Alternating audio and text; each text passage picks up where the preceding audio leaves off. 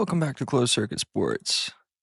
I'm Drew Goldman, and we are going to be going over a momentous day. It took a long time for us to get to the point where the one that I had thought would be most approachable, the one that I thought would be easiest to pull something like this off in, took me longer than I had ever expected. I'm gonna open up the iRacing app on my phone while I talk about this because I have stats to back up what I'm about to say here. And it's goofy. It's kinda hilarious because I thought when I first joined iRacing that I was trying to learn how to road race while occasionally switching back to my roots, right? And going back to ovals to have some fun, right? Where it's like, oh yeah, just hang in there with ovals. Like it's not like memorizing the track is the issue. It's not like memorizing the car is the issue. It's just a matter of feel and trying to outcompete your opponents and stay out of the chaos and dodge the bullets when they come your way. And well, turns out there's just as much technique involved in oval racing as there is in road racing. When I first started practicing road racing, started training road racing, we'll call it, I struggled to get that Miata around the track cleanly, lap over lap. Struggled, truly, in the Miata. Granted, I was kind of learning how to drive a manual car for real. I knew how to drive a manual car, but I had always had assists of some kind engaged. Any racing game typically does. There are very few racing games where you even can turn off all the assists. It's called the play style for most of these games. It's like they want you to play a certain way. The game rewards a certain style. Well, real life is kind of like that, except that it's a different pocket for every car. There's a different sweet spot of slip angle or downforce to drag or whatever you want to call it.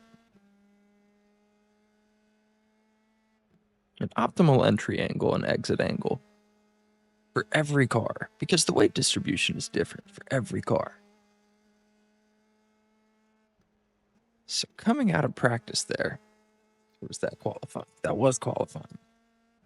We put down a 19.3 in that second lap. That put us about 100th off. We're not in the top split at this point. This was over a year ago. This is, almost exactly a year ago, actually. March last year. Good thing I'm finally covering it. But, I always felt like after the hopelessness of road racing, where I was like, dude, early in road racing, and still you have that feeling. You have to fight that feeling, but you have to know that there's a chance. You know that it's a very slim chance, but you're gonna pull that lever on the slot machine one more time. Try to go for it. Do your best. Do better than you've done before, and who knows, maybe we'll even win. But you're always kind of hoping against hope in a game like iRacing. Because it's hardly a game. It's a subscription service, and everyone is competing. And many of the competitors engaged in these servers are also real-life drivers. This is the best place for them to get additional reps. Truthfully, because it's where everybody is. And since it's so well populated, that means it's going to be way stiffer than real life.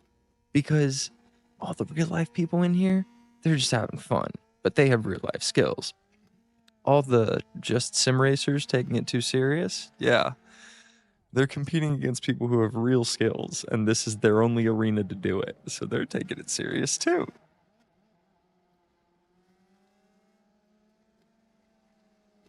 This is the outlap of a 46-lap race at USA International Speedway, which is a, I believe, 2/3 of a mile track.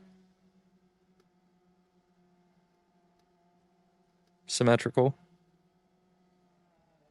So what I'm gonna do now,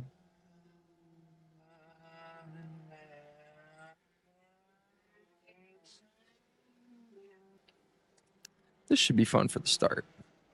We'll keep it at the TV camera for the start.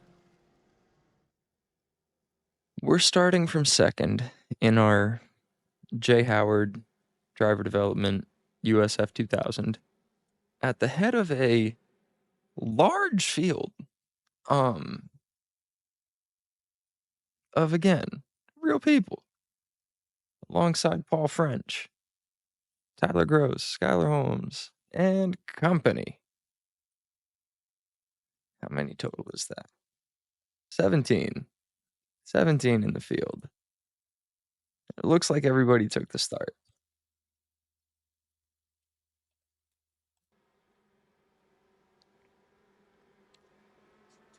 46 laps. And for what was over 100 times, I had tried these races from toward the front of the field, in the heart of the pack, toward the back of the field. I've done the thing where I try to cheese it and start from pit lane if I think there's going to be an accident on the first lap. Sometimes you can feel it coming, especially if you know the estimated strength of field. But depending on your starting position, you just want to be ahead of it. You don't want to be in it, but you got to learn how to survive it. We got a good one coming soon of, I think it was my furthest back win coming up soon, but so many of these, the race starts and then all of a sudden it's yellow again, like before lap one even finishes. And then some of them, especially in iRacing, it won't go yellow for anything. Like a bunch of stuff will go on and you'll be like, is there one coming? Nope, no yellow. Road racing, most especially, in iRacing, it's all local yellows when it comes to road racing. So if there's an accident ahead of you, navigate it and then get back to racing. It's not a yellow flag lap unless it says full course caution, but it never does.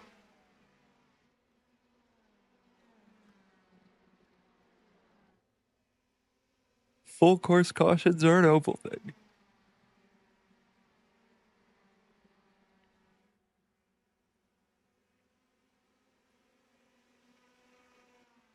So the leader is running away, but we are defending like hell. We hold him off. And at this point, we're going to jump back to focus on the car. Oh. Well, that's all right.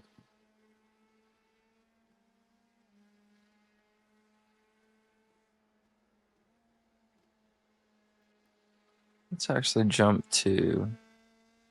That's pretty good. We'll hold here. So we're bouncing between 4th and 5th gear because we're trying to keep the revs up. It's not a long enough track to spool it all the way up to 6th. So we're not even touching it. Because this is a low enough horsepower car that you just can't afford to lug the engine at all. And when I say lug the engine, I mean keeping it out of the green dots.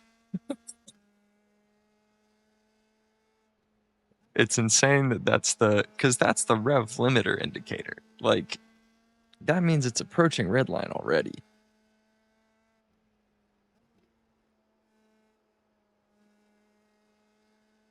But on an oval especially, you want to keep those revs as high as possible the whole time around. There is no time for it to spool up. You got to be slinging it the whole way. And we are, because already we are on to lap 9 of this race.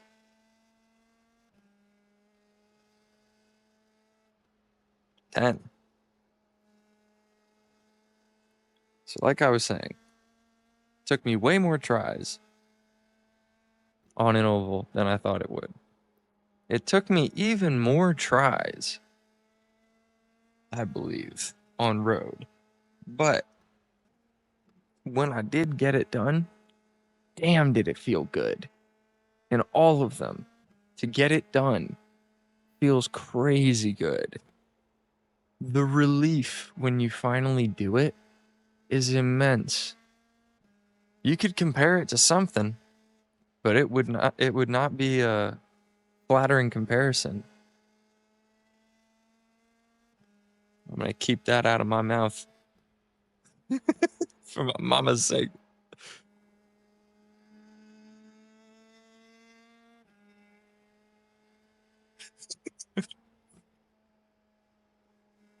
We're turning 19.2s here, and now we're into his slipstream. I'm double checking his name because I do recall it. Paul French.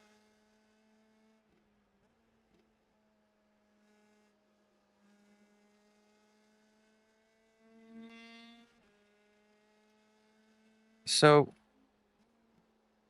in the first year that I played iRacing, I ran twice as many road races as oval races.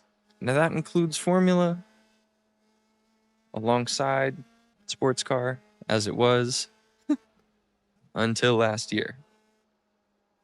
But I did way more practicing on road and street than I did on ovals in that first year.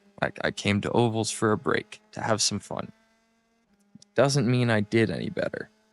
My average start on road races was 10th. My average finish was 11th.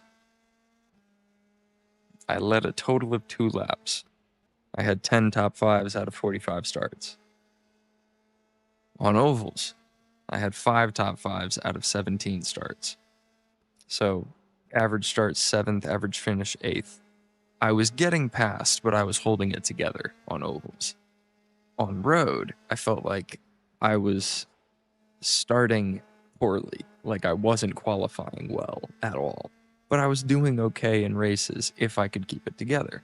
Or I would end up crashing while trying to pass somebody because I'd be racing so ragged on the edge, because I didn't have the finesse, because I was racing on a G29. My average incident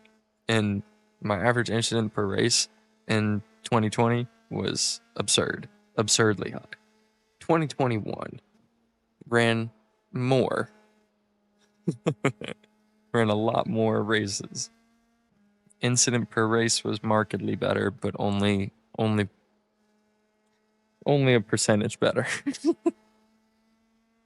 Ovals, that trend became more stark. 45 starts, 3 5s, 1 pole position, average start of 10th, average finish of 13th. So I was qualifying well on ovals. And if I could keep it together, I was doing okay. But I couldn't keep it together often because I was playing it like a video game. I was really, and when I say playing it like a video game, I mean win it or bin it. People say that all the time, and they don't understand the consequences of what they're actually saying because they're like, yeah, racing is crazy, and that's what those crazy people do. No, they don't. They dance on the line. They dance with the limit. They play on the edge. They do not win it or bin it. Ever. The only ones that do are the ones that are the cancer within the game. The ones that are killing anyone's dream of getting in. The culture, the part of the culture that we need to cut out and regrow healthily, where we understand the risk involved, but where we refuse to declare war on each other because we want them to keep coming back too. You don't want someone to crap out. You want them to come back next week and try again so that you can have another good race. People don't understand the benefit of racing standards. And I was so wrapped up in what I was just saying that we missed the pass. Let's watch the build-up again and give it a good play-by-play here. Because we were just into the oval results of 2021. We'll get back with the road results from 2021. Little lap traffic. We're very, very strongly in the slipstream. We are in the draft. But we're just hanging on to that pocket because we have less downforce in the corners. So we're trying to hang on to that draft through the corners and benefit from it on the straights. And it's starting to work in that favor on lap 21 here. We're keeping the air. We're picking the side. We push him a little bit out of the line, just a little bit, but we're damn near down on the apron. So it's not like I wasn't giving him any space that I could have given him, but he gave us nice space. He did. He was generous there.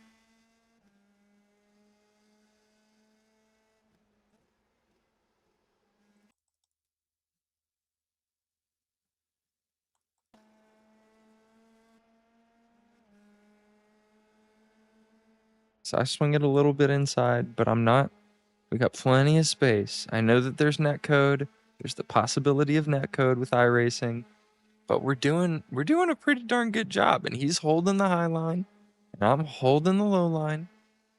We're both like not trusting each other at all. That's true, but he hasn't fallen behind yet. There it is. That took over a lap for that overtake to actually be complete. And we were the number one because we must have been the highest rated driver in the session? Crazy. Not common that happens. So that means you're expected to win in order to hold serve for your skill level per your I rating. Your skill rating.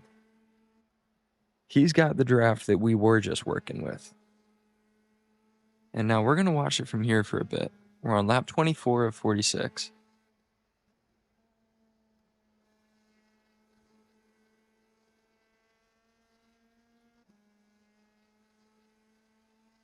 Three and four are right there too. You can see how close, truly close, oval racing stays.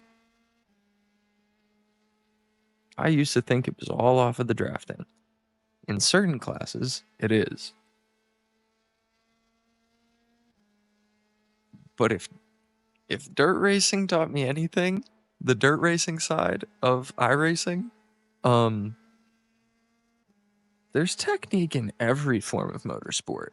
True skill and technique in every discipline of motorsport.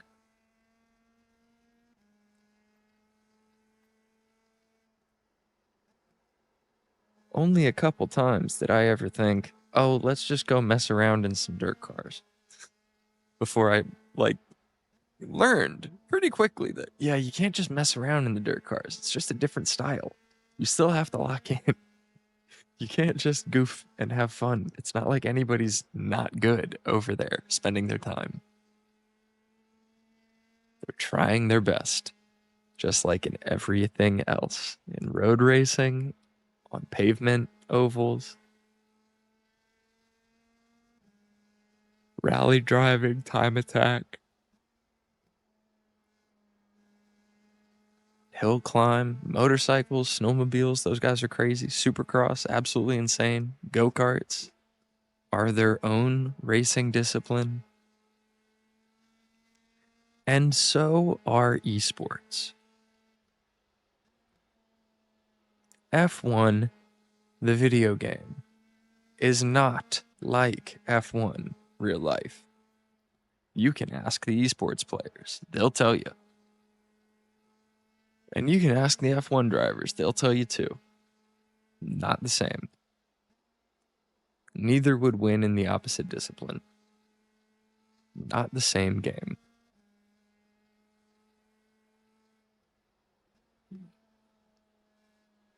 Which is why it's so fun in iRacing that you have access to all four. Dirt road, which is just the monster truck races, which are fun. They are kind of fun. I haven't spent any time on it because it's not very well populated and it was never my speed. Rallycross was never the thing that I wanted. Rallycross is over there too, that's true. Dirt oval, I always found fascinating as a kid, but never got to see.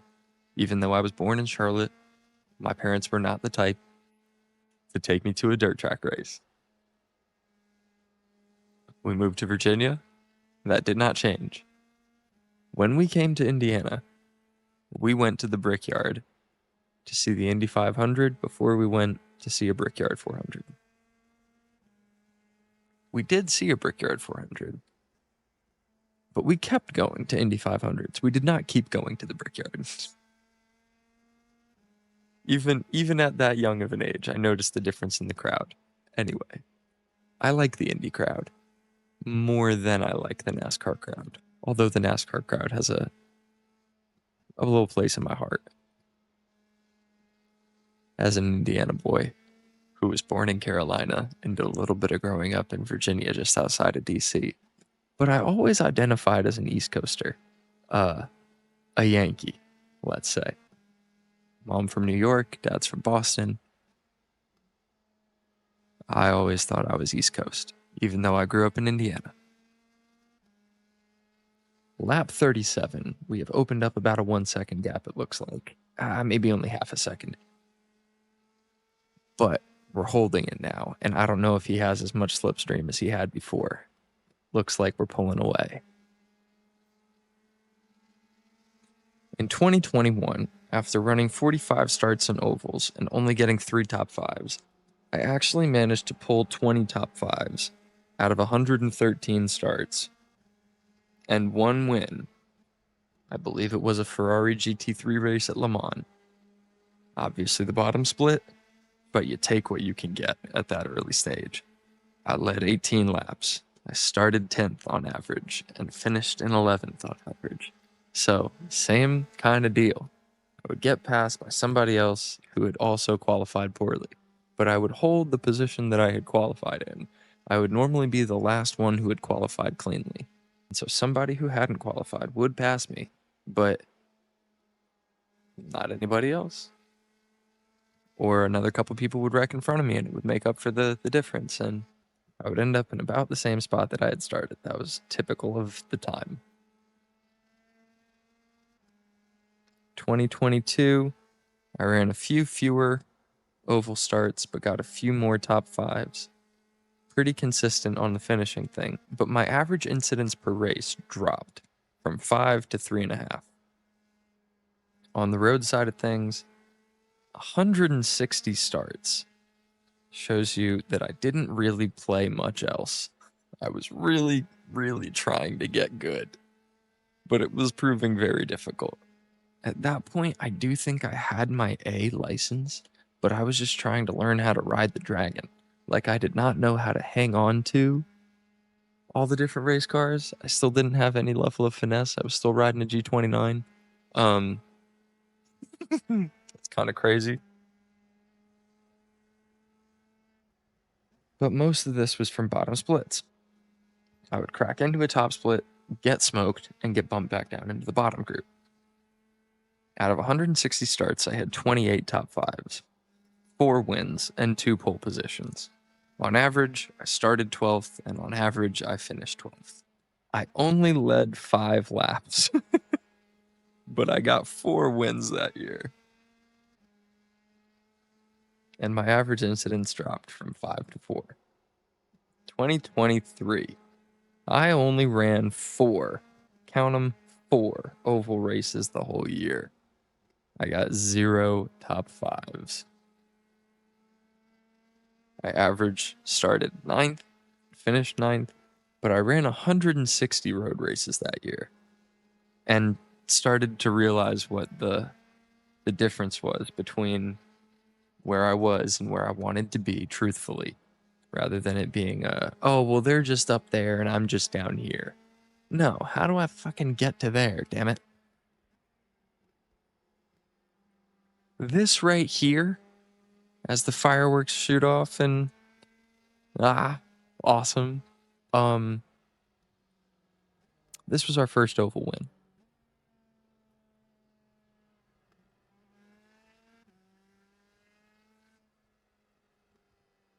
In the single A IndyCar, little 4-cylinder formula.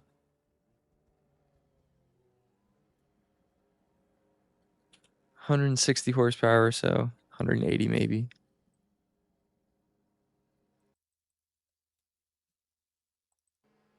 I don't even think I did any donuts.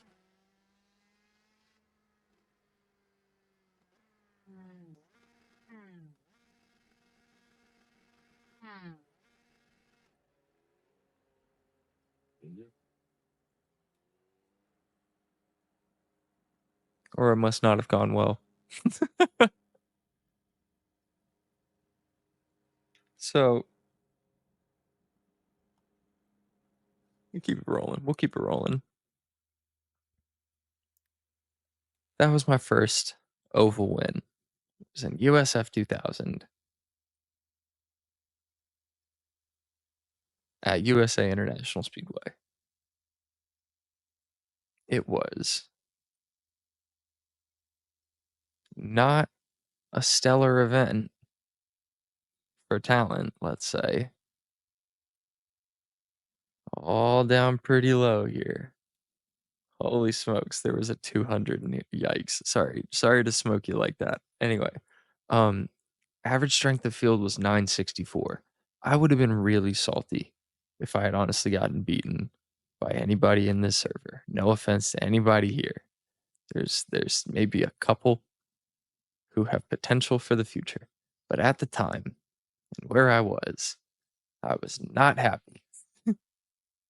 I had over 100 oval starts and did not yet have a win to my name. But if I had been in the top split, I would have finished way toward the back.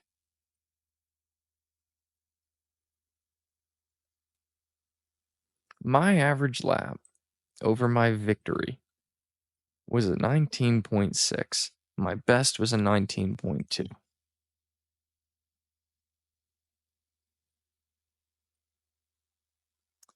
Womp womp. I would have been somewhere around 8th, 9th, 10th, or 11th. Should have been right in there, given the way that I was performing. Which is all right. But a win in the B group feels better when you've not had one ever. To keep that train of thought going, there's USF 2000. We got a bunch of top 2s, top 3s in here. And we might unpack some of those soon. I have a certain affinity for finishing in second that we can talk about sometime. But, excuse me, what we're looking for. This. There we go.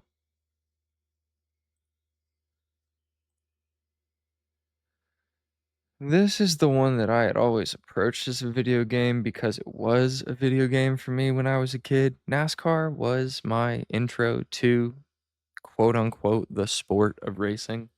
Need for Speed was the other side. But motorsport in its truest form was a proper foreign concept to me as a kid. Pro racing was NASCAR. There were other cars out there. IndyCar was awesome, but IndyCar only really came along for me, once we moved to Indianapolis, when I lived in Charlotte, when I lived in Virginia, up until I was 6, I didn't know what an IndyCar was. I knew Jeff Gordon and Dale Earnhardt.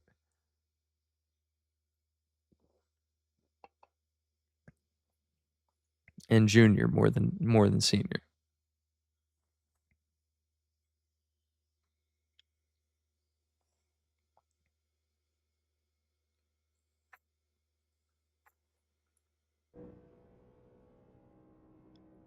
So this was kind of home. The Gen 4 Cup car at Homestead, for good measure. This was always the season finale back in the day, back when the season was still a season. I'll join the list of everybody who's said it before. Forget the playoffs. Go back to the regular Cup schedule. Anyway, regular points championship like everybody else. Anyway, this is a 1-mile oval, symmetrical, in Miami. And always just a beautiful, classic way to end the year and to decide a champion how it used to be. Big old open V8, rear wheel drive, everybody's on slicks. This is the car that taught me the difference between understeer and oversteer. I just didn't have those words yet. Understeer, oversteer. Two little twitches in both directions, just in that one corner. With that qualifying session, we're in P4. And with car number 5, that sounds about right. It actually sounds like we might be outperforming ourselves a little bit. Out of 16 in a 40-lap race, starting in 4th, we'll see how it goes. But at this point, we've only got one hit for over 120 starts, I believe it was. On ovals specifically. In 2023, on road courses, we had kind of turned the corner. We got 2 wins out of 160 starts, 2 poles, 45 top 5s. And our incidents per race had dropped by a little chunk. But more important than anything, we were finishing in the top 5 more than a quarter of the time. And that had not previously really been the case. It would happen, but there we go, 17.5%. And the year before, 17.7%. The year before, 22%. Wow.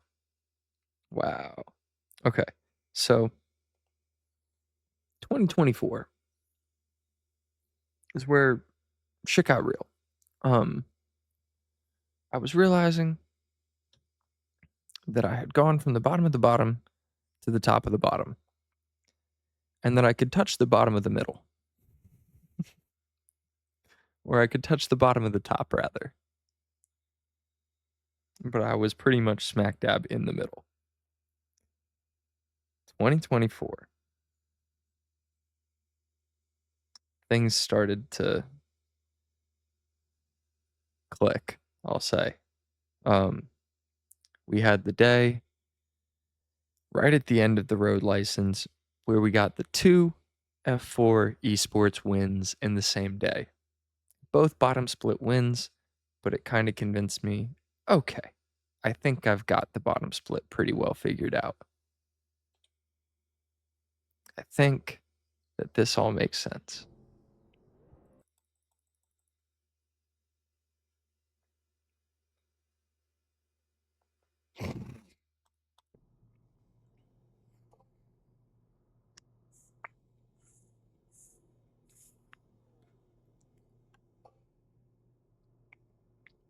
So I started 2024 because that was just after, that was New Year's. I think that was New Year's Eve or just after Christmas, 2023.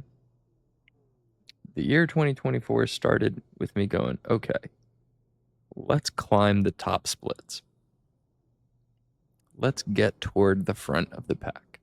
Let's whittle away at the gap to the leaders. Instead of it being, how far am I off the pole? All right, let's wait for him to make a mistake and try and capitalize. We are now to the point where if you're on pole, you're expected to not make a mistake. And if you want to catch pole, you gotta race like him and not make mistakes and hope that he makes a mistake. And then you might be able to get to use some racecraft. But until then, if he's racing faster than you, you're not gonna get to have a chance to race against him. He's gonna go in that direction and you're gonna keep going in this direction. He's gonna keep going forward and you're gonna keep going back. And you're gonna start having to defend the people behind you to try and hang on to second. Black.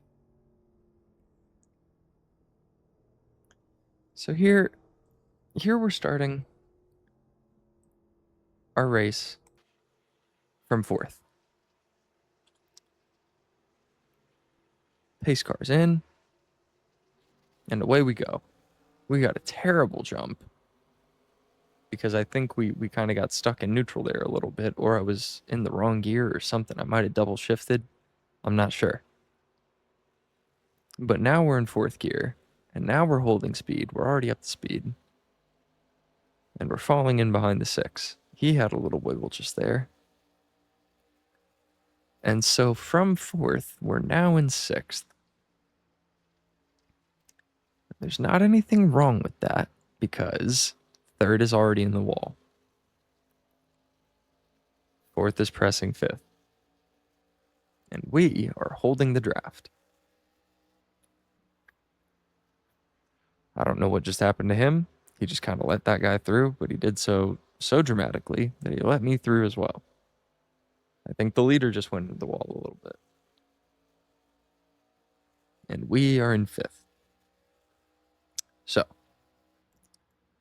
on that old road license, before it ended, I only got those 2 wins in. But I did get 10 top fives out of the 30 starts that I made on it.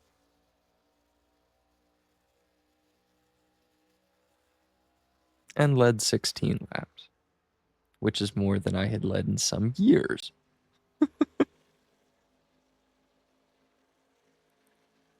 And most of it came from those 2 races in terms of laps led. But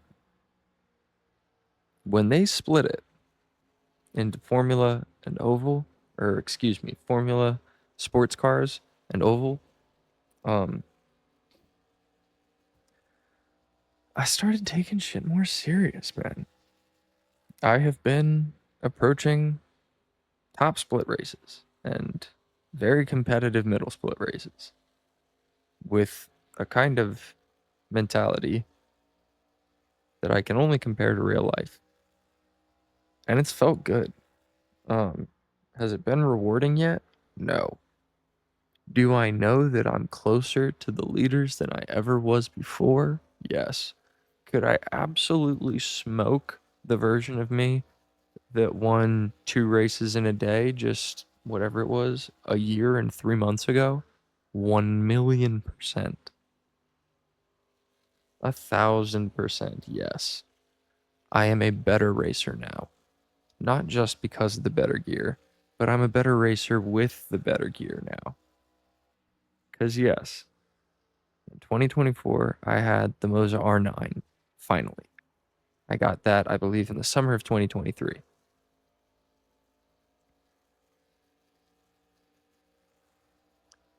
This summer, I got the VRS Direct Force Pro from used somebody online. And I got the Leo XZ XF1 3K to go with it because I needed a compatible wheel. because the Moza wouldn't work with it without making things happen, making some other stuff happen. So,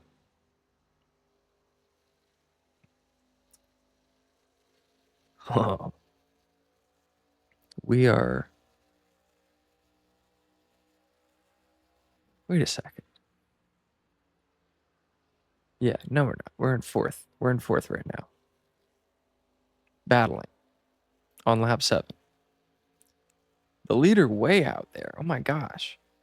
Second right there. We're in fourth. Okay. We make the move for third by sticking our nose up the inside. We intimidate him a little bit. We get him off the line. He falls in behind us. We get a little bit loose off of the air that he takes off our rear bumper, but here we go. We keep the momentum and we keep it moving forward into third place on lap 8.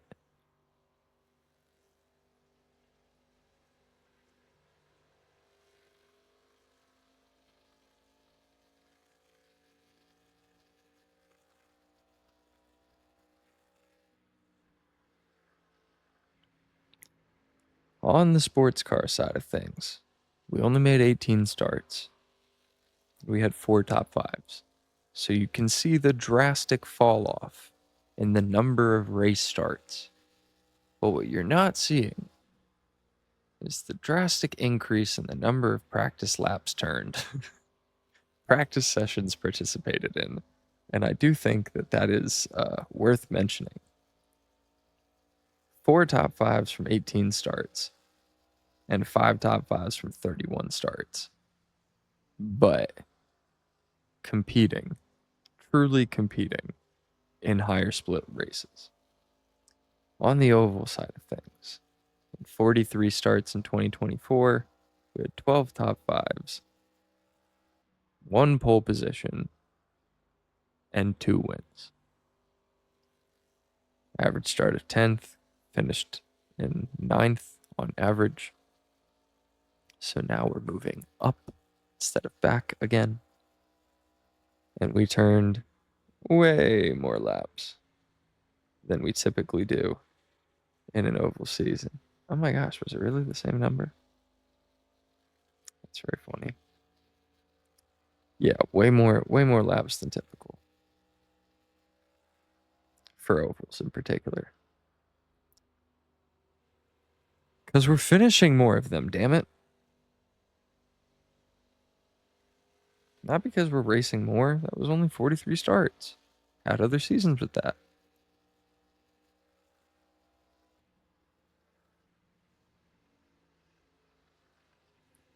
But in Formula and sports car,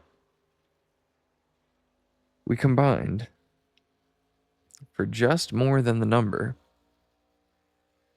of oval starts we made in that year. Now, granted, we got to tack on the 30 from the old road license, so it was still about 2-1 road to oval.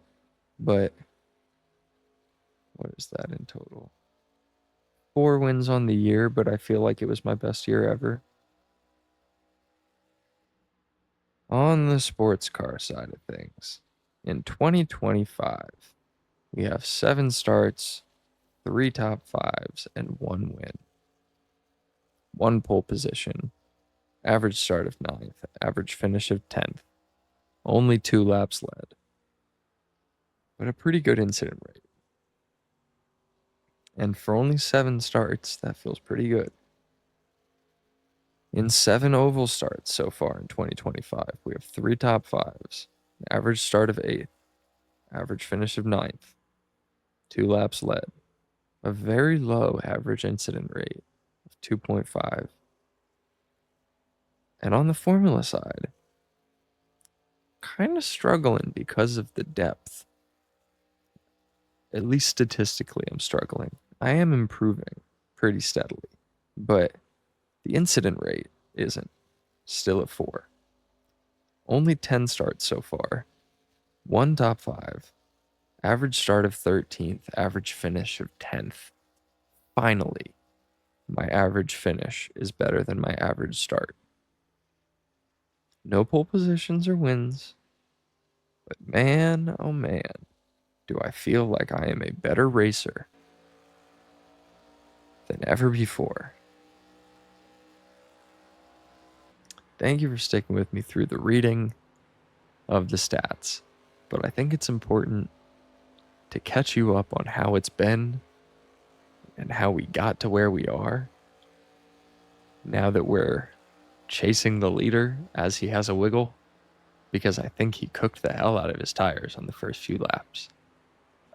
He's having to understeer like crazy, and my wind is messing him up like crazy. I almost spun him from 30 feet away just there.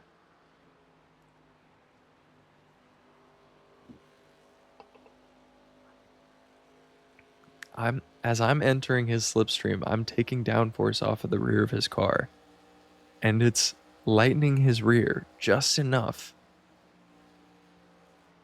that he's understeering even more than he's able to predict. Because yes, he's already wrestling his tires, and it's only lap 16.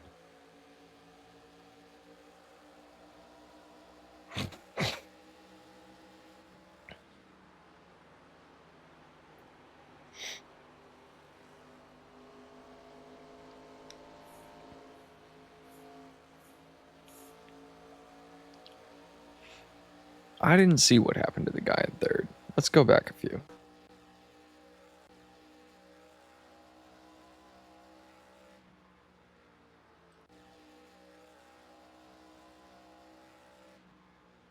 This was for third. Oh, something must have happened to a guy ahead. Okay. Anyway, that's kind of a bummer. So we've been chasing this same dude for some time.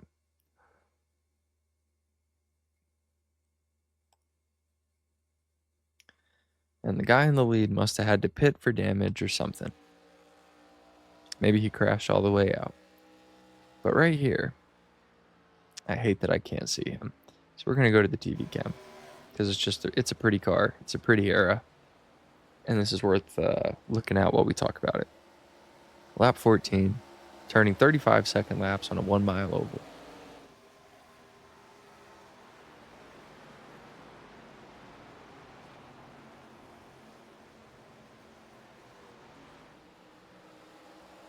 Your relative who drives the craziest could never.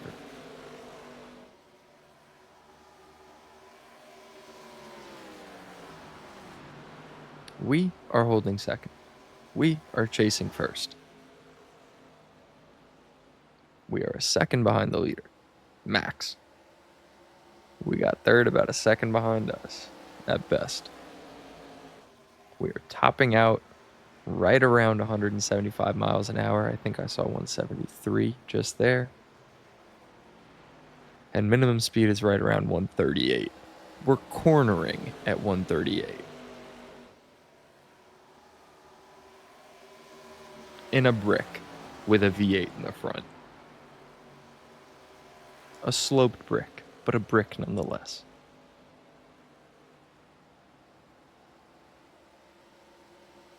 The new cars are more brickish. These were pretty wedged.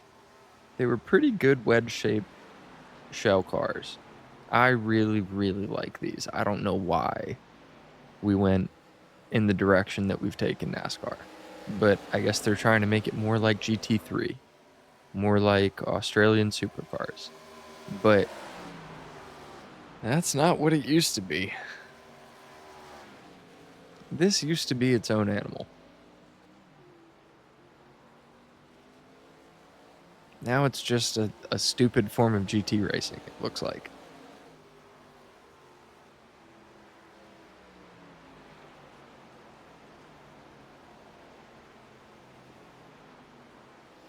It should be a legacy series and have its own rule book and everything, but it should be its own sport. It doesn't belong in the Formula One pyramid. It's not even related to totally different sports, man. I love that crossover things happen between IndyCar and NASCAR. Between NASCAR and IndyCar. between IndyCar and Formula One.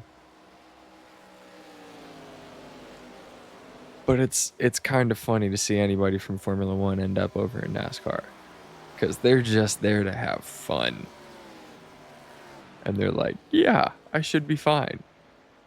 Not knowing the depth of the crazy that is required to be any good at NASCAR.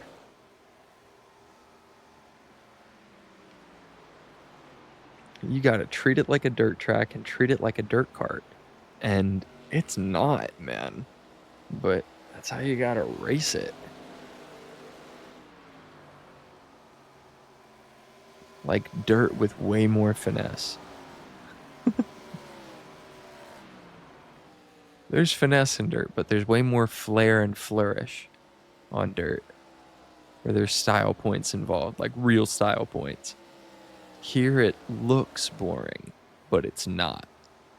Dirt looks frantic and breakneck and terrifying, and it is. But this looks boring. Until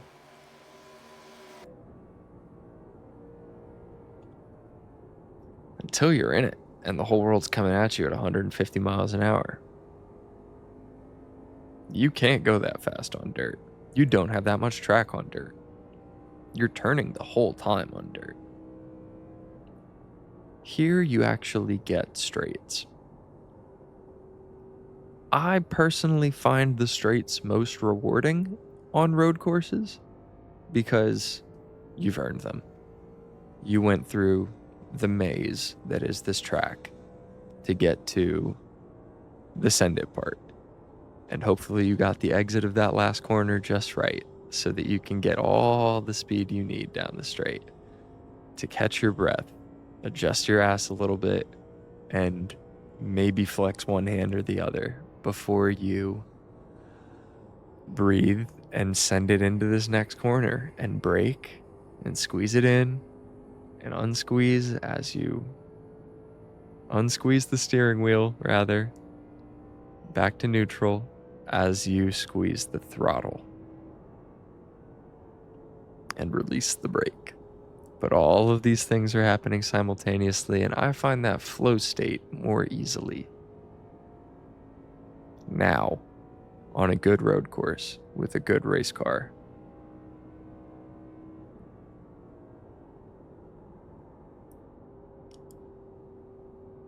For me, ovals are a constant panic. On a road course, there's a groove. I can find the groove. I can settle into the groove. Here, everything's always changing. So you're always just doing the next right thing.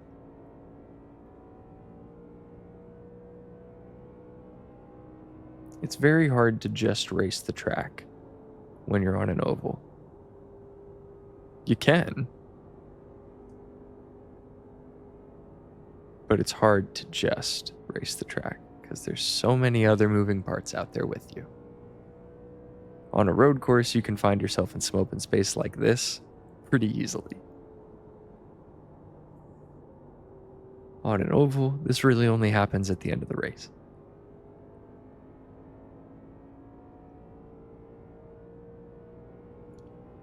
And with 15 laps to go, it's kind of odd how over it feels.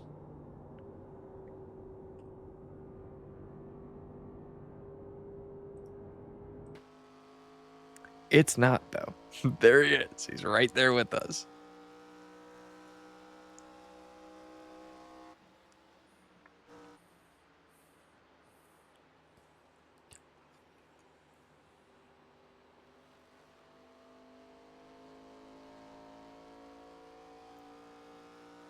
That might be the top 6, but there might be someone in there who is lap traffic. But the guy right on our ass, he is not lap traffic. That's second.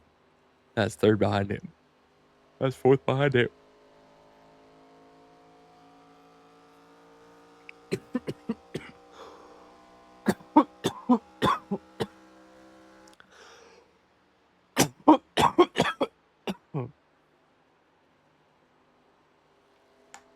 remember passing that singular car.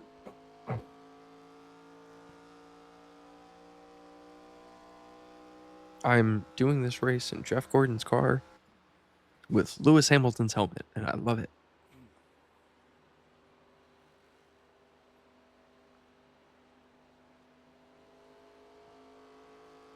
These cars are just so raw.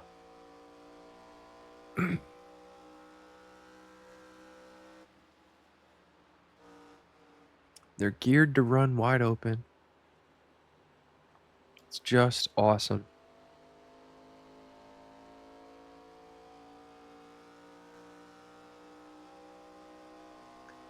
And close. It's always going to be close in NASCAR.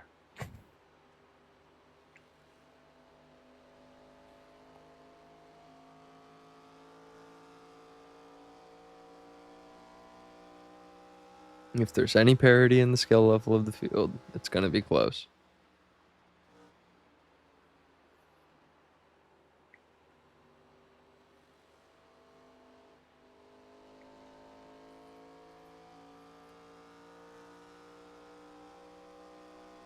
Starting lap 30 here, 10 to go.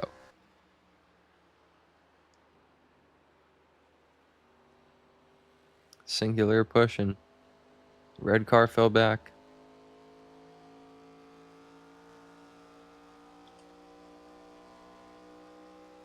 It's pretty informative right there.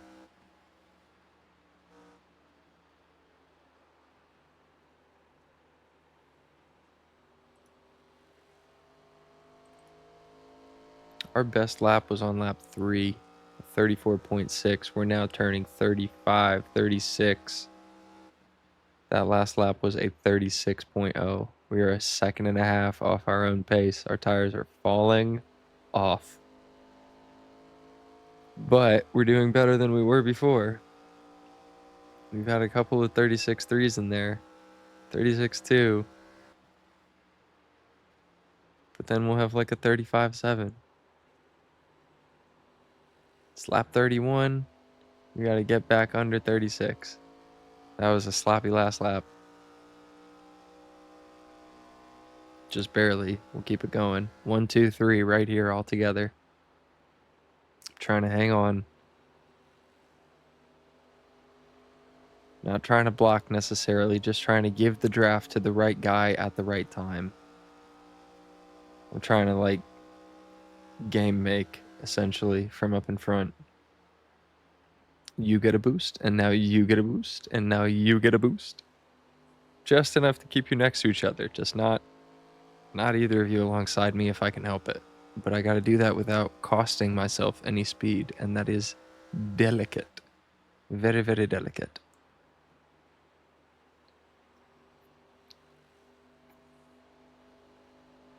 You see the way he's trying to nibble off the inside of the air? Yep, he's trying to get a longer run so that he can now, slip. Okay, and just like that, the singular car has interstate. Interstate pushing, and he's trying to still sip off of us, off of our draft. Oh, we got a little loose there. And I think that's going to seal that position for the singular car here. Now he's trying to chase our ass. It's lap 34. He sticks the nose up the inside. Oh.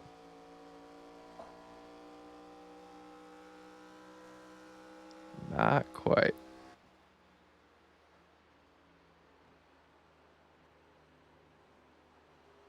Six laps to go.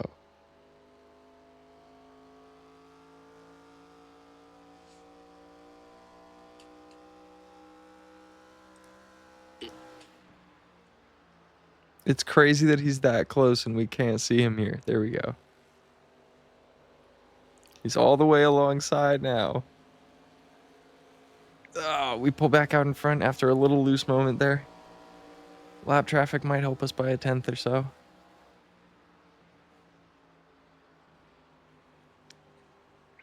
My tires are falling off. And he has kept his alive. Lap 36 now. 5 to go. He's right there. Keeps on giving us a sniff, but nope, not quite close enough. He's like lunging and then falling back, and then lunging and falling back. I, on the other hand, am sending it deep and then getting a good exit. But I'm like rolling all the way in because I know my tires don't want to. The fronts are gone. So I am allowing the high line because I'm trying to carry as much speed as I can. Because it's what I have left. I have rears left. I do not have the fronts. So I'm trying to barely use the fronts. I'm trying to just coax it around and send it out. But it's lugging. It's lugging. Because we're trying to be delicate. 3 laps. Coming down to 3 laps here. As we gain on the lap traffic, I'm trying to decide whether I need the downforce of the clean air or whether I need the draft. We don't get much option there, having to avoid the lap traffic. We needed it. We took it. We go down the inside. That was the one car. Poor guy. Not there anymore. That must have been the guy who pitted. Not sure.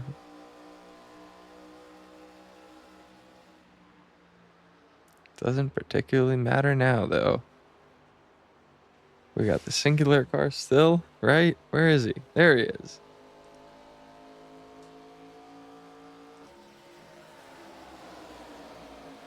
Let's go TV cam for the finish. Lap 39. He makes a final attempt, it looks like. He's still in the slip. Oh, he's trying to get right up along. He outbrakes me. I hold the high line. We get a little wall tap there. Oh no. Oh no. I didn't mean to do that.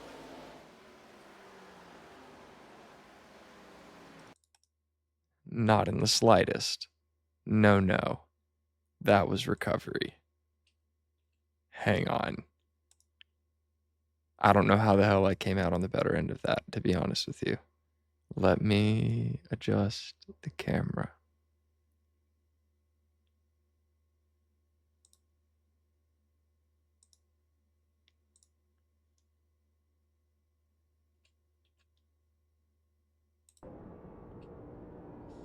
Okay, so that we can see the hands. So I'm understeering all the way up into the wall, bluff. And little slide, neutral. And that was the tap? Oh, I don't even know if, did you even see it? It looked like it was a tire situation. So let's look at the look at the steering wheel. As we're trying to peel it off of the wall. We still haven't gone down low.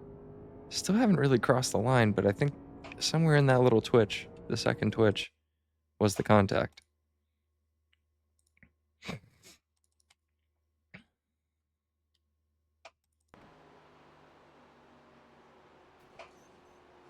Peel it off. Oh, and that little kiss, it was even before the twitch. It didn't even unsettle my car. I knew he was close, but I didn't think he would come up that high. Oh, no. In no way was that intentional. If you look at it from the front, though, it looks dirty as shit.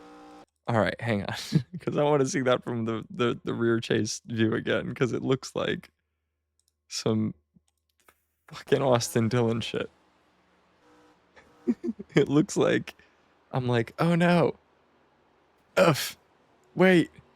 No. Poof. Ah. And I'm like, but no, that's not at all what happened. I went, oh no. Like in real time, it was more of a no, no, no, no, no, no, no, no, no, no, no. God, wait. Oh, oh no.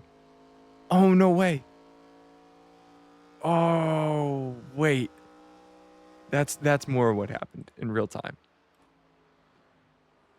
But here we are. White flag. After that little kiss. Ugh. Like kissing a frog.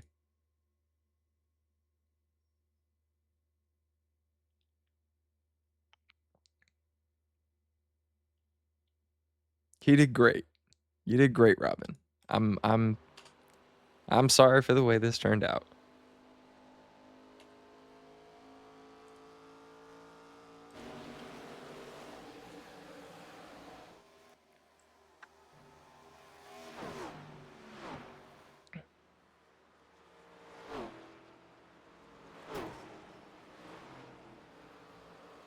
Oh,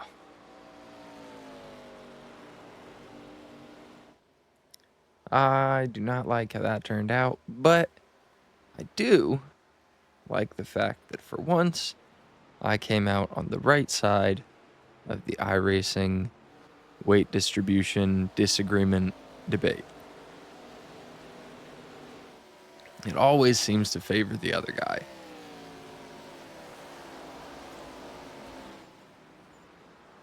Never seems to break your way.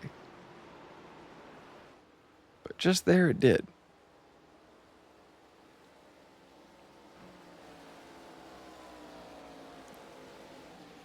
And we finally get a NASCAR win. And it was awesome. It was glorious. It was fun. There was contact. There was controversy. I didn't feel great about it, and I think that's probably how most NASCAR winners feel now, unfortunately. But hey, part of the game. And I've come out on the losing side of it more than 100 times before. This was the first oval win in a car that wasn't an Indy car. The only other win that I have was that USF 2000 win that we just watched when it comes to ovals, but hopefully there will be more coming in the future. Ovals are fun. Speedways are fun. Super speedways are crazy. Short tracks are crazy.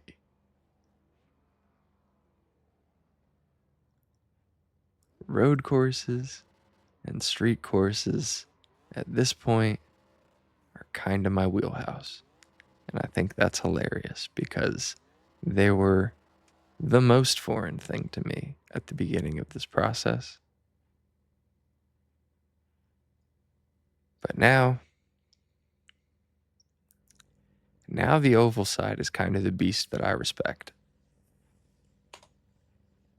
And the road racing side seems to be more like boys with toys.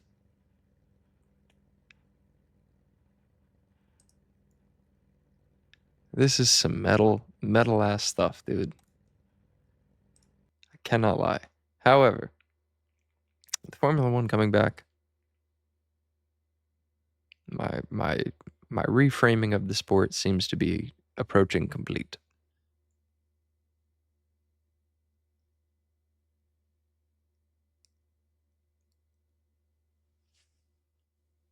I like Formula One when it has a lot of good manufacturers in the sport. I'm not a fan of the customer team thing. I think most race fans would agree that MotoGP have the best racing on TV right now. IndyCar shortly behind.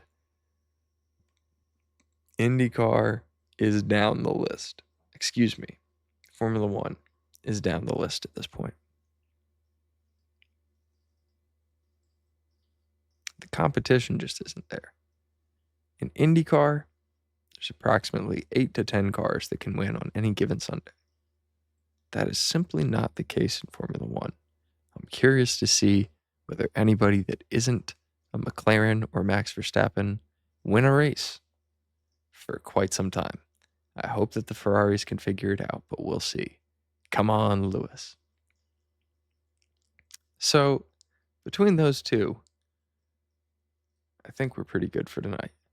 But I'm trying to see if there's any others I was supposed to cover. We'll get to those. All right. There's a lot of chaos that happens in iRacing, and usually it's just a climb from wherever you are to wherever you end up. And you just do your best with what you get given, and yeah. But then I guess that is a good one.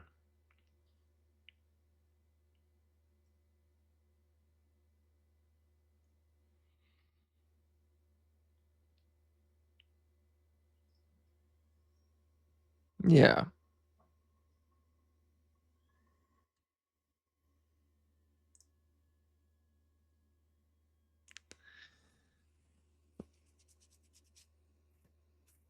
Yeah, let's talk about it, or we won't.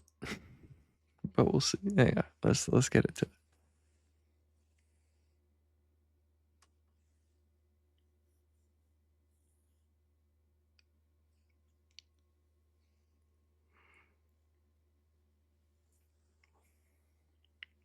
The Indy Pro Mazda 2000 at Phoenix Raceway on the oval.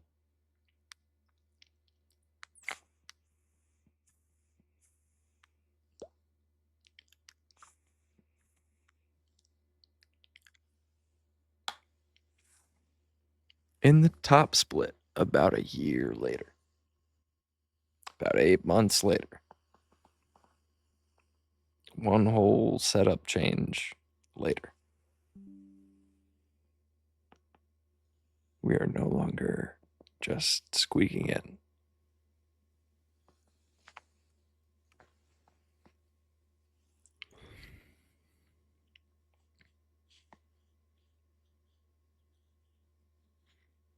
We're going from, I hope that I'm the fastest guy in my group, to, let's hope I can keep up with the fastest guy in my group.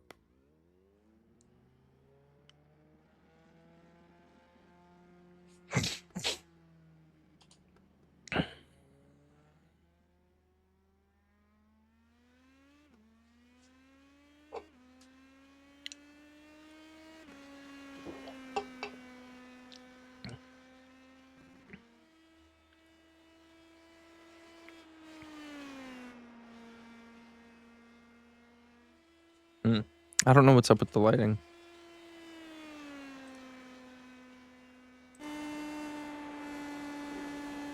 It looks like a crazy reflection.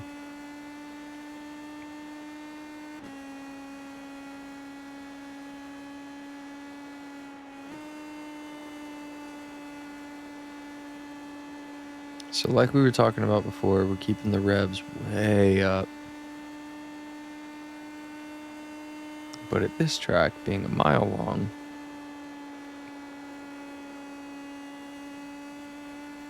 we're able to keep the foot in it more. And we're bouncing between 5th and 6th rather than 4th and 5th like we were at USA International, which is like a really big short track more than it is a small speedway. This is a pretty standard size speedway, just of an odd shape.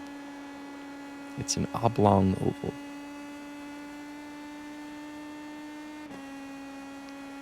And with that, we qualified 3rd. And I kept waiting to slide back down the list, and it just didn't happen. And I was surprised by it. I'm not particularly a veteran at Phoenix Raceway or anything. It was just kind of the line that we found after practice. But we did run some damn practice.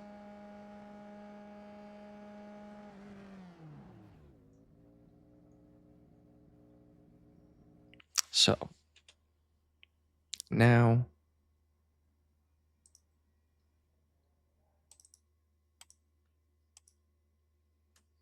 we fast forward to the grid because it's only a 30 lap race.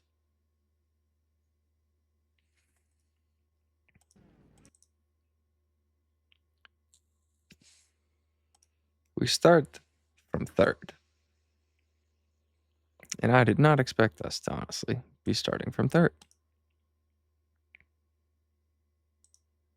I kept waiting for that number to keep growing, for us to keep falling down the order.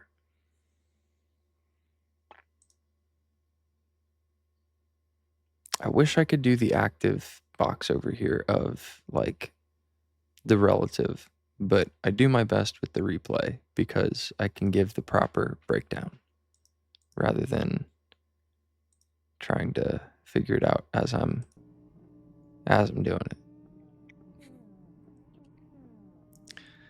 The recordings take a lot more. The live recordings take a lot more out of the computer, but we can get at least 30. On this though, it's just the cleanest 60. It's a very clean 60. Anyway, we're figuring it out. We're working on it. I might have to outboard the recording back through the video card to the new laptop, and we'll figure it out. Anyway.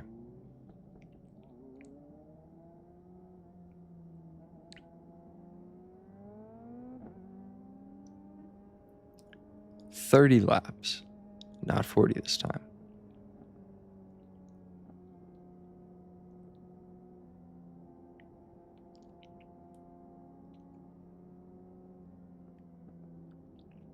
So hang on to your hats. It's gonna go fast, but feel a little long because these are 25-second laps going a mile. Meaning there's quite a bit of it that actually ends up looking like straight. There's really only two pretty tight corners. One is slightly longer than the other. You'll see.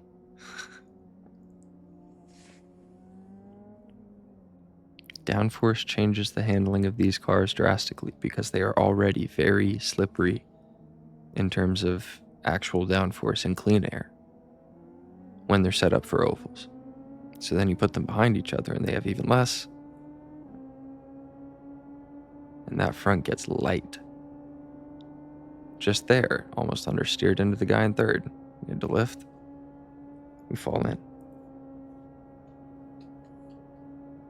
But now we have the draft. He was out of it. He was cocky.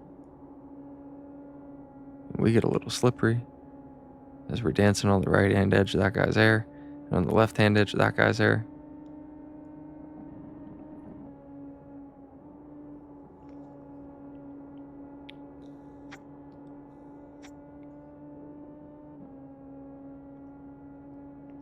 Managed to hold our line there, but you see how the hands are having to make micro adjustments as the air is changing around us.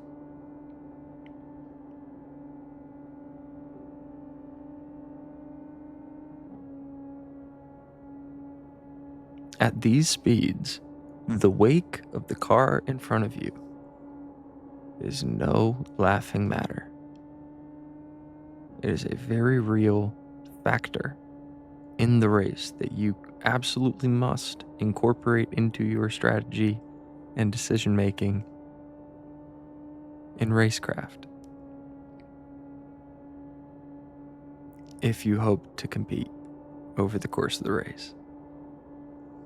It's the best chance you have of hanging on to the back of them, is to stay within the air that they're making. Because it's a lot thinner than the air around it. You gotta swim through the air around them.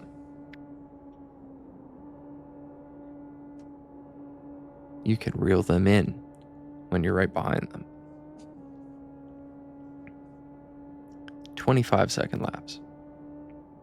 We're already on lap 5 to prove the point. Holding fourth after starting third.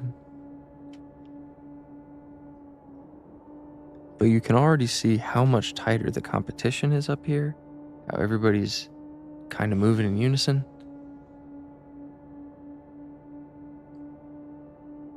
Oh, we stick the nose up the inside. We got it. Oh, hang on. He's back outside. We do not have the air.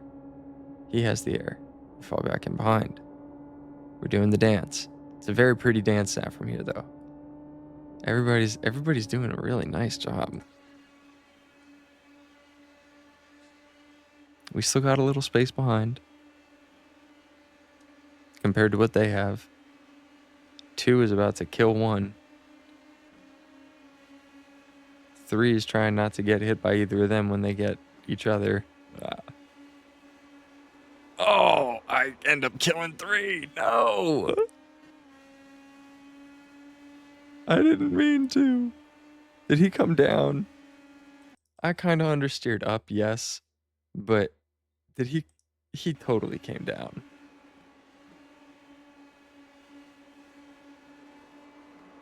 Oh.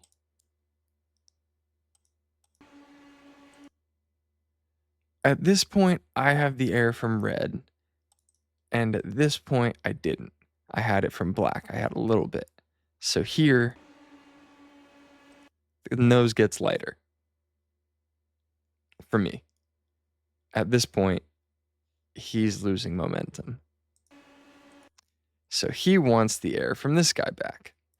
He does not know whether or not he is clear of me.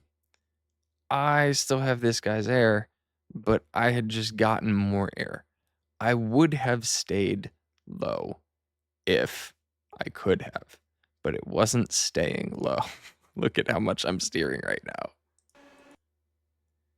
When I clinked him just there, I was trying to hang on to the line that I was on. I was not trying to get wide. I was trying to stay low without spinning because I had just picked up more dirty air. And I think that's the only reason why I won that momentum battle as well. Why I didn't also spin with him was because I had more dirty air, so I had less wake for the car to get spun by. I don't know though. I'm just kind of guessing at that point. But so I've lost some momentum there, and now I'm fighting for 4th again. 3rd, 4th, we're in there. But those two, they've pulled away. Not by a ton, but by enough. Enough that I do not have the draft from either of them anymore. But I'm also preventing the black Red Bull next to us from having as much of our draft as he wants. There, he's going to get it on the inside. The red car is finally going to get around. Oh, they touch. 1 and 2 touch. We fall in behind the Red Bull. The Ninja Red Bull, we'll call it.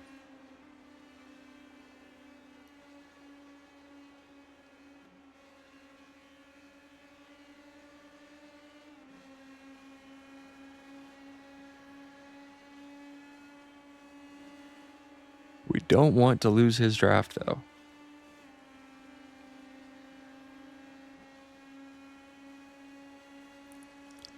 I think they finally swapped places.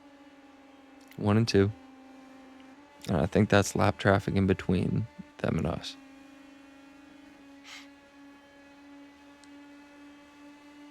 It is lap 12 of 30. This race is zooming. And so are we. We're topping out about 150, 152 on a 1 mile oval. And minimum speed's right around 130. That's crazy. 152. Minimum speed 140 on this side. That's the wider side though, so that's the higher speed. Over here, we're going to see it again. I'm looking at my wheels, so you guys can't see it, unfortunately, but I can. Coming down to 138.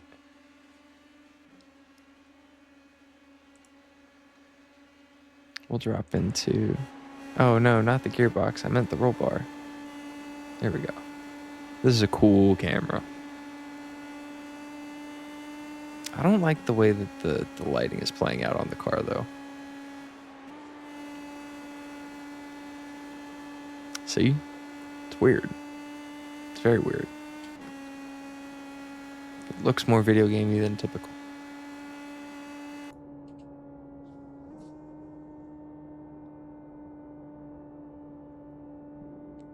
This'll do.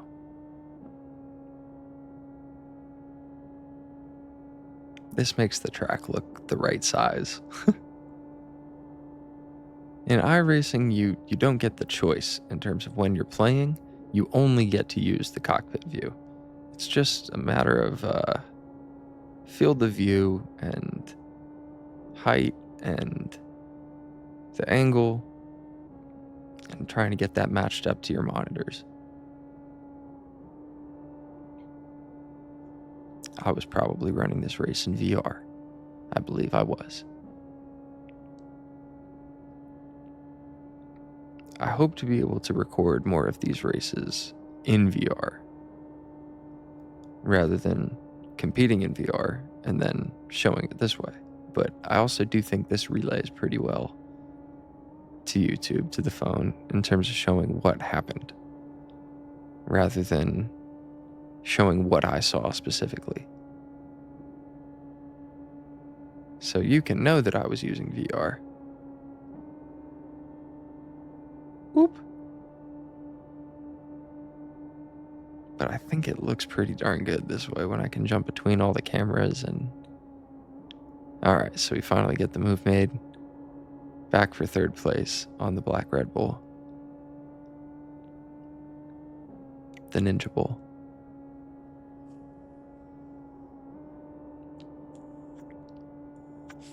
One and two are squabbling. But they're keeping it together. We're holding the low line. Not slide jobbing anybody or anything.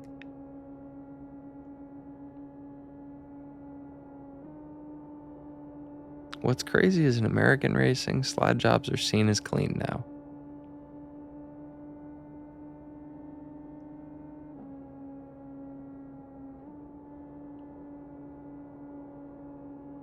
Whew. See?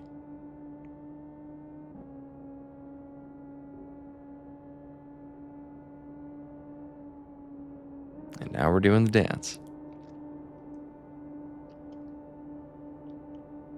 Anything you can do, I can do better. I can do anything better than you. No, you can't. Yes, I can. No, you can't. Yes, I can. No, you can't. Oh my goodness. Who remembers that McLaren commercial? Wasn't it? Or was it Vodafone? What was the Alonso and Hamilton commercial for? I don't think it wasn't Verizon. Who the hell was it for? Was it Vodafone? I don't even know. Oh well. If you know, you know. Deep cut.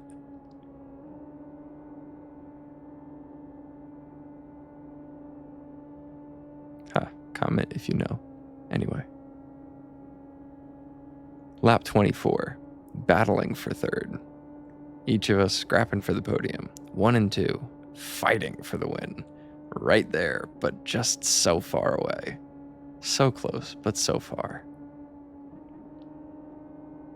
This guy, right here.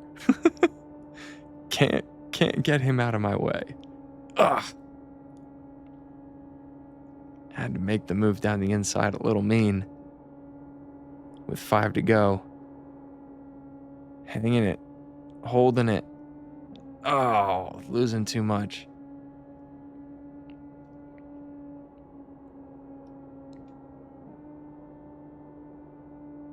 It's turning into a scrap.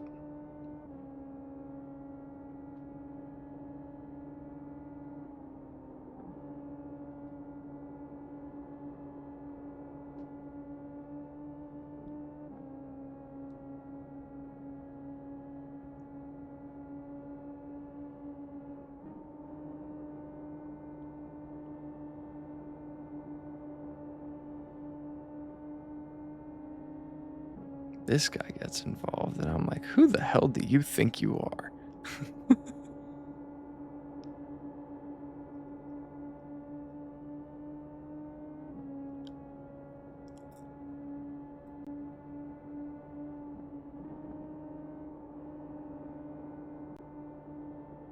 at the end of lap 27, with 3 to go.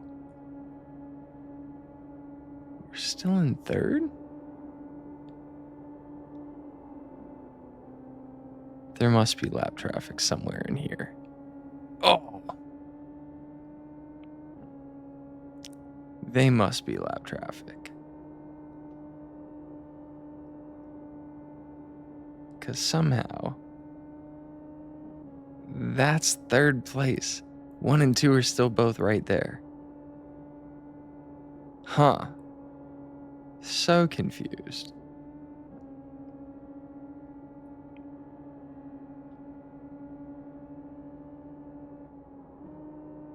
But the thing went well. That was a top split podium in oval racing. On a weird oval, yes.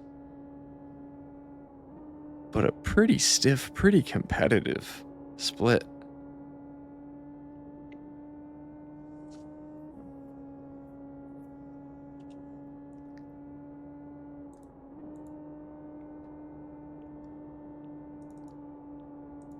Cameron and Nathan.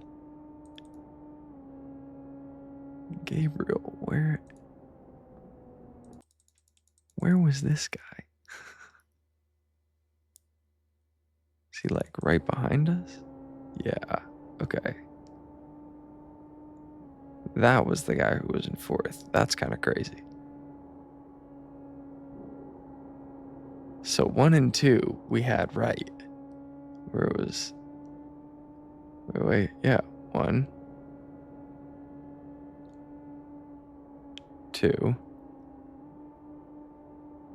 There's me. What? No, that's me. What the heck? There's so many cars in between us. That's wild. Just navigating. I think that's part of what saved my position, actually. Was all the traffic. Made the race more fun. Wish we could have used them more like a ladder to climb back to the 1 and the 2, but c'est la vie.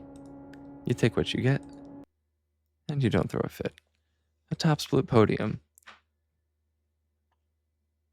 Feels pretty good, man. All right. It's 1 in the morning. We've covered some good racing. Let's call it while we're ahead. Thank you for joining us for Closed Circuit Sports this evening. My name is Drew Goldman. I want to say thank you to Ace Jack Sim Sports, Groons, Superfood Gummies, and